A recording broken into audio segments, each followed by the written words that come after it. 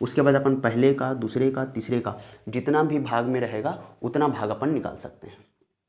ठीक है ना, ओके।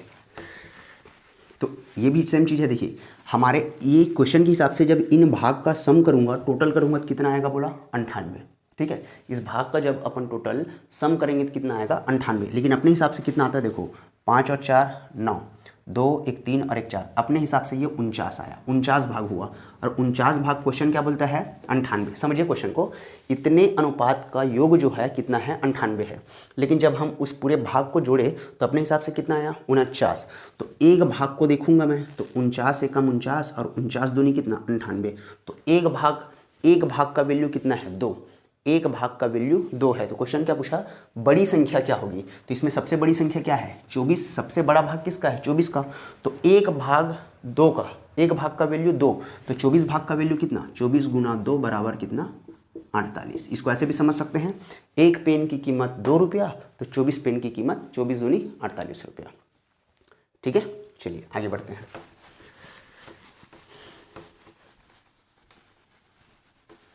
ठीक है, समझिए अगला क्वेश्चन दिया है, x अनुपात y बराबर 2:3 और y अनुपात z बराबर 2:1।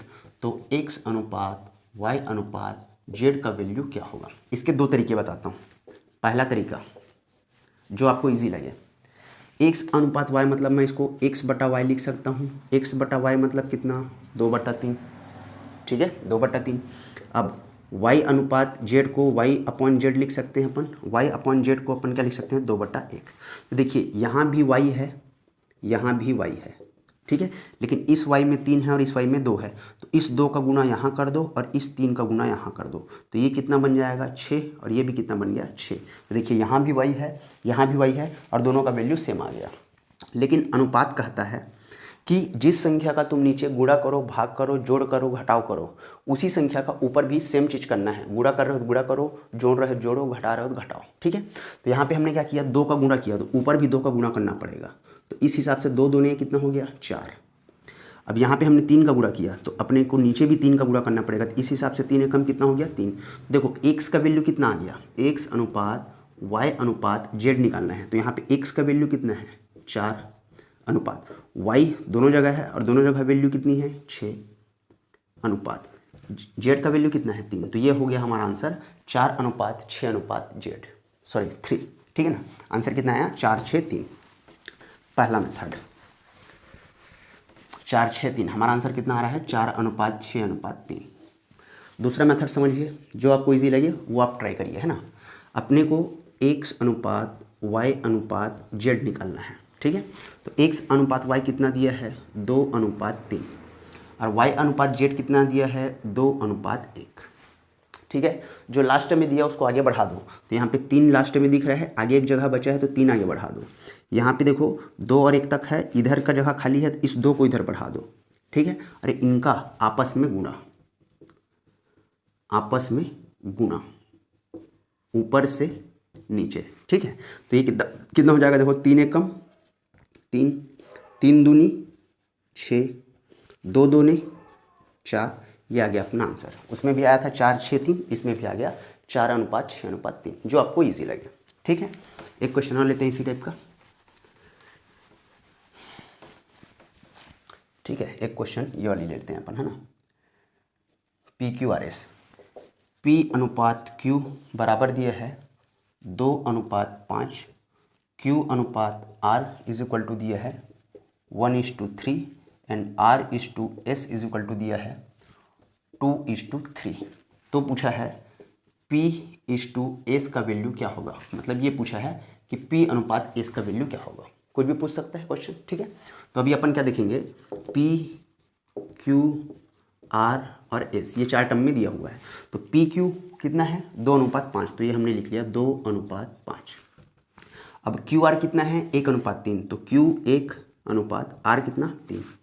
ठीक है, अब R अनुपात S ये कितना है 2:3, तो ये हो गया 2:3। यहाँ पे लास्ट में कौन है 5, इसके सामने कितने जगह खाली है 2, तो यहाँ भी 5 कर दो, यहाँ भी 5 कर दो। ठीक है। अब यहाँ देखो, इस 3 के बाद कितना जगह खाली है, 1, तो इस 3 को अगले घर में शिफ्ट कर दो। ठीक है, यहाँ पे 1 है, इसके बगल में कितने घर खाली है, 1, तो इस 1 को यहाँ शिफ्ट कर दिए।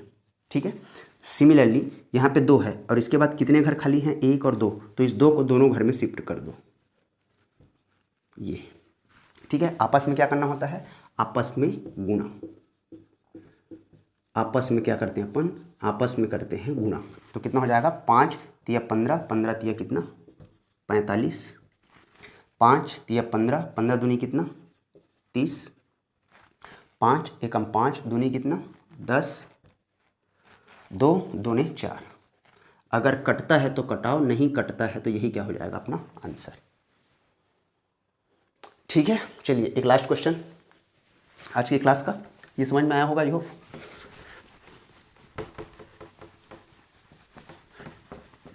चलिए एक क्वेश्चन दिया है, यदि x बराबर 1/3y और y बराबर 1/2z, तो x अनुपात y अनुपात z का मान क्या होगा। हल करें। दिया है x बराबर 1/3y, तो इसको हम x और वहाँ के y को पकड़ को इधर लेके आएंगे तो बटे में y आएगा, तो इसके लिए क्या बचा 1/3। ठीक है, इसको मैं क्या लिख सकता हूँ, इसको मैं लिख सकता हूँ x अनुपात y बराबर 1/3, कोई दिक्कत नहीं है। ठीक है, अगला दिया है y बराबर 1/2z, तो इसको हम लिख सकते हैं y, यहाँ के z को नीचे ले आएंगे तिर्यक गुणा से, तो z बराबर कितना 1/2, और इसको अपन लिख सकते हैं y अनुपात z इज इक्वल टू 1/2। आगे उसी फॉर्म पे अब इसको आसानी सॉल्व कर सकते हैं। x अनुपात y अनुपात z, तो x अनुपात y कितना दिखता है 1/3 दिख रहा है। ठीक है, इतना समझ में आ गया ना, इतना तो अब इसको मैं यहाँ से ऐसे ले लेता हूँ, ऊपर ले लेता हूँ, तो नहीं दिखेगा। ठीक है, x अनुपात y अनुपात z निकालना है, x अनुपात y अनुपात z, तो x अनुपात y कितना है 1/3 और y अनुपात z कितना है 1/2। ठीक है, 3 के बाद कितने घर खाली हैं, 1 घर, तो 3 को यहाँ शिफ्ट किए। 1 के पहले कितना घर खाली है 1, तो 1 को यहाँ शिफ्ट किए। अब आपस में क्या करते हैं गुणा, आपस में गुणा, तो 3 दूनी कितना हो गया 6, 3 एकम 3 और 1 एकम 1, और यही क्या है अपना आंसर 1/3/6। आई होप आपको सारे बेसिक कॉन्सेप्ट इसके समझ में आए होंगे। ठीक है, इसके नेक्स्ट क्लास में अपन समझेंगे कि सिक्कों वाले प्रश्नों को कैसे अपन सॉल्व करते हैं, इनकम और एक्सपेंडिचर, जोड़ और घटाव से और रिलेटेड इसके 2-3 टॉपिक्स आते हैं, उनको कैसे अपन सॉल्व करते हैं। ठीक है, मिलते फिर अपन नेक्स्ट क्लास में, तैयारी करते रहिए, जो भी डाउट होगा कमेंट में लिखते रहिए। ठीक है, मिलते हैं नेक्स्ट क्लास में, थैंक यू।